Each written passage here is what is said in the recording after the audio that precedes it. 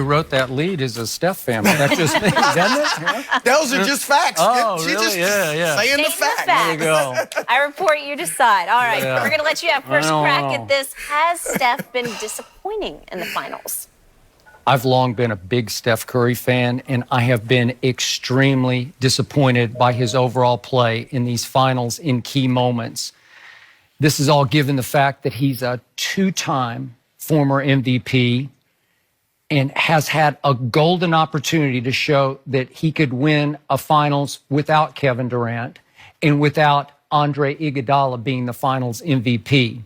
Just remember, he dehydrated before Game 2 in Toronto, and clearly he was feeling some degree of pressure because his team was facing an 0-2 hole at that point. Clay goes down with a hamstring pull, 8 minutes left in that game, and I still can't get over the fact that down the stretch, the last 8 minutes, Steph Curry couldn't even get up a shot. He couldn't get to the free throw line. He had one assist, and they went 8 straight empty trips from 5:39 down to 7 seconds left when Iggy finally ended it and saved them with a 3, or they would have been swept in this series.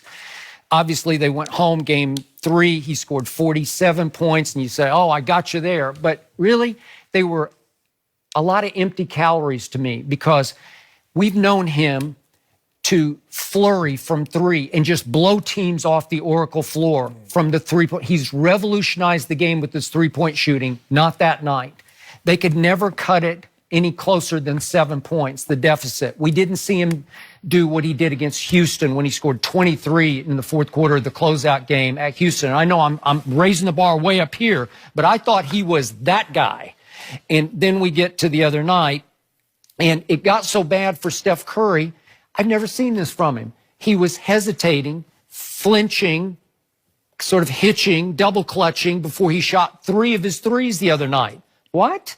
And they're all short or they're all offline. And it's just not him. He goes 0 for 5 from 3 in the first half when they had a chance late in the first quarter to blow Toronto out. They needed Steph to flurry from 3, and he just couldn't. He goes 2 for 9 from 3 for the game.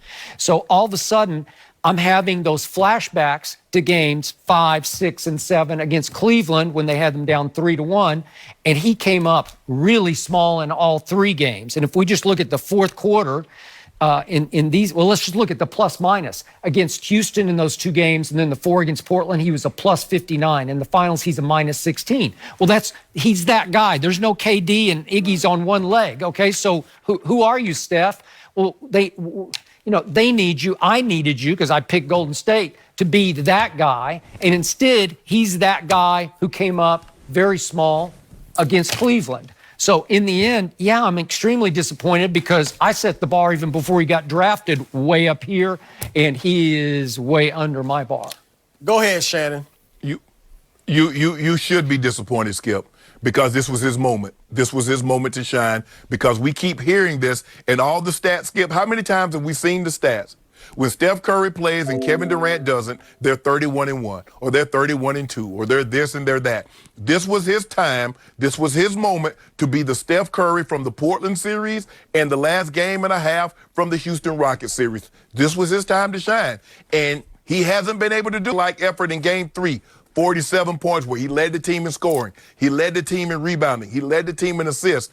And it seems to me that workload was far too much of a burden for him to carry because he has not even been close to resembling the Steph Curry that we know he can be. As you mentioned, Skip, there are a lot of times Steph normally catches the ball and lets it go. We saw hitch after hitch after hitch.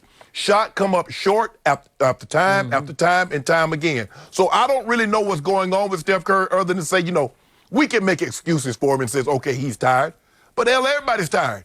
It's not like Steph Curry is the only one that's been playing and everybody else, he's had off and he just started playing, he's been playing 150 games and everybody else has just played 75. Everybody's played just as many games as Steph Curry to this point. But this was his opportunity to show, you know what, guys? I can do this. I can carry the load. Yeah, we don't have Kevin Durant. We'd love to have him back, but he's not. Let me show you why I'm a 2-time MVP. Let me show you why I won one of those unanimously. And Clay in Game 4, Skip, If Steph give us anything close to the Game 3 performance, Chris, and he gets Klay to come along, well, hell, Klay came along, and then Steph got out the car and left Klay in the car by himself. I agree with you, Skip. Thank you. I think game 1, Steph was very good, 34 points. Game 2, Yeah. okay, 23. Until the fourth quarter. Not very good. Game 3, I thought he was tremendous. Game 4, disappointing. Yet, as you said, the bar is so high. When you're averaging 33 points, 5 assists, 5 rebounds, and you're disappointing, 33 points is 33 points. I mean, that is great. And you mentioned no Kevin Durant. Klay missed the game. Kevon Looney has missed 3. DeMarcus Cousins is a shell of himself. Iguodala's banged up, averaging 7 points a game and shooting 21% from 3. Draymond Green has not been himself, shooting 8% from 3. That's now, true. I know he's not a great shooter, but 8%. Steph Curry's facing a boxing 1 defense. When's the last time we remember an NBA player facing a boxing 1? I don't even know if Michael Jordan. LeBron get that every game he plays. Let's go to LeBron, because nobody can do it by themselves. Steph Curry, you look at his numbers, he's shooting 41% from the floor. When LeBron had to do it by himself in 2015, he shot 39% from the floor. And I'm not saying Steph's as good as LeBron, but that's what it is. Nobody can do it by themselves. And Klay's been probably their best player in the games he's played. Yes. So I'm not saying Steph has been Steph, but I'm just saying when you average 33 points and people are disappointed, that says something. That's a high bar. He's not what he was against Portland, not what he was against Houston, but as Shannon said earlier, Toronto's a different animal defensively. I mean, they got great individual defenders, and they play great team defense. And then they're throwing up boxing 1, and you mentioned not getting a shot off. I understand it. As somebody who played a boxing 1 defensively in high school and college, it's like being a cornerback, except they, in football, they can run a fly pattern and run by you. Okay, You can't do that in basketball. And know you got help. Right, No, you just totally face guard somebody and keep them from getting the ball. When did help ever help against Steph Curry? How did he revolutionize the game? Not Shooting enough threes. But like you what I'm had saying help. is, even if it's Fred VanVleet, he can't block Steph's shot. If you told me they put number 2 on him and he just engulfed him out on the perimeter, but he can get his shot against VanVleet anytime he wants his distance shot. He has not had that 3-point blitzkrieg that you're not. talking about. He I has agree not. with that. And as Shannon was saying earlier, he's not going to be in the top 10 right now. He said if he wins this series, he goes top 10. But look, the reason Michael Jordan's the GOAT is because he's the only player that I can think of that never had a moment like this in the finals or even maybe in the playoffs. And whether it's LeBron against Dallas, whether it's Isaiah Thomas in his first finals, he had 4 games, he scored 15 or fewer points. Whether it's Larry Bird, 2 8-point games in his first finals. We've seen it time and time again from stars not be able to step up. And if his moment of not being able to step up, he still averaged 33? Okay, but remember, that says something. You can make stats do any dance you want to make them do. If you look at when the money's on the table, in the fourth quarters against Houston and Portland, he shot 38% from 3, which is pretty much what he does. In the fourth quarters of this finals, he shot 25% from 3, which is not what he does. They need him to make the 3 ball. They need him to rise above the finals and say, I'm even better than number 2. I'm a better star than he is in what I do. And that has not happened. Now, he had 10 points in game, and I don't even think he was good in game 4. But he had 19 points in the second half, 10 in the fourth quarter. Okay. They've just gotten beat. We're expecting Steph to average 35 and win and shoot 40% from 3. That's a high bar. To be the difference maker. Why did you pick Golden State in 6? I'm sure you were thinking he was on fire. Steph and Klay, I didn't. And look, even when they won it in 15, as you say, Iguodala was the MVP, although I think it should have been Steph. Yeah. They had other players contributing. Okay.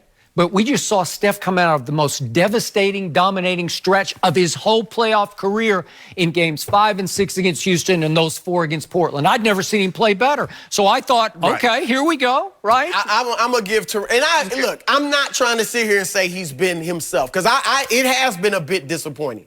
But I'm going to give Toronto's defense some credit for that, too. And then I think I think this is where Skip is most disappointing, is that he saw what happened in game 3. And he says, well, if he gets some help, he's going to be just fine in game 4. Well, Clay comes back and drops 28 and was magnificent. Yep. And then it's like Steph took a step back. Oh, we didn't say, Steph, give us 47, but you can't give us 20. What you can't give us what you gave us in game 4. Yep. Give us 35. That is true. Give us 33. So he's saying if Steph gives us if Steph gives us what he's been averaging, which is 33, to go along with Clay's 28, now we might be having a different discussion, Chris. That's what the disappointment is that this is your moment to show, because you know what everybody's gonna say?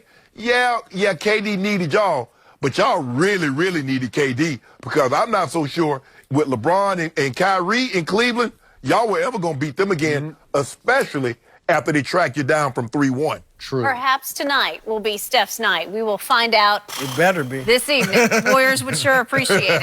Chris, thank you KD. so much, as always, for being here with us so early on a Monday morning. We appreciate it.